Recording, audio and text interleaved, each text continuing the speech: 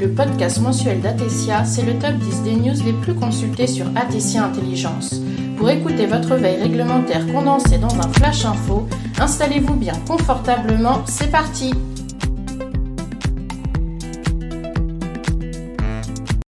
Bonjour à tous, nous espérons que vous avez passé un bel été et nous vous souhaitons la bienvenue pour notre 4e podcast d'actualité réglementaire.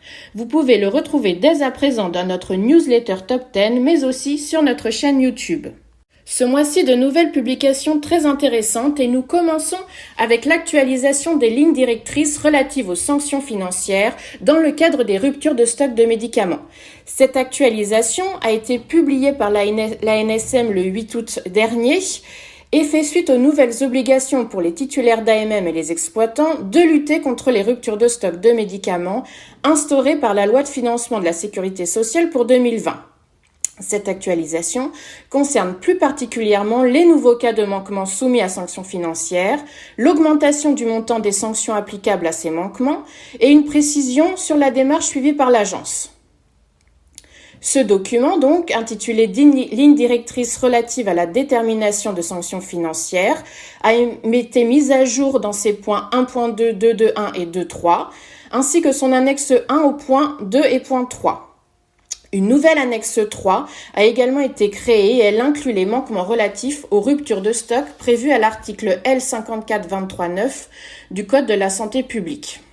On note également que les critères de pondération qui sont applicables aux manquements relatifs aux ruptures de stock ont été renforcés et prévoient dorénavant de côté en 3, c'est-à-dire au niveau le plus élevé, ces manquements et d'y attacher un pourcentage de 20% du chiffre d'affaires réalisé lors du dernier exercice clos pour le produit ou le groupe des produits concernés.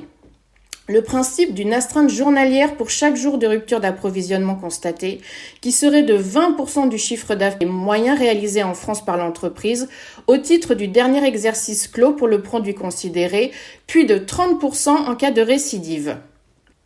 L'entrée en vigueur de ces documents actualisés, ainsi que de la nouvelle annexe 3, est prévue pour le 1er octobre prochain. Il se substitue donc aux précédentes lignes directrices et à leur annexe, qui dataient de novembre 2015. Nous attirons également votre attention sur la première liste de médicaments critiques pour le traitement et la protection contre le monkeypox qui vient d'être publiée par le EMA. Ces titulaires qui figurent sur cette liste ainsi que sur celle des médicaments critiques d'urgence de santé publique pour le Covid-19 qui avait été publié le 7 juin dernier doivent désormais enregistrer leur point de contact unique de l'industrie ISPOC sur la plateforme en ligne IRIS et doivent le faire avant le 2 septembre 2022.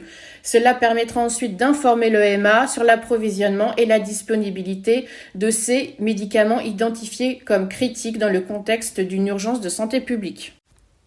Enfin, nous passons au domaine des dispositifs médicaux avec la publication de l'ordonnance 2022-1086 du 29 juillet 2022 qui adapte le droit français aux dispositions du règlement européen relatif aux dispositifs médicaux de diagnostic in vitro.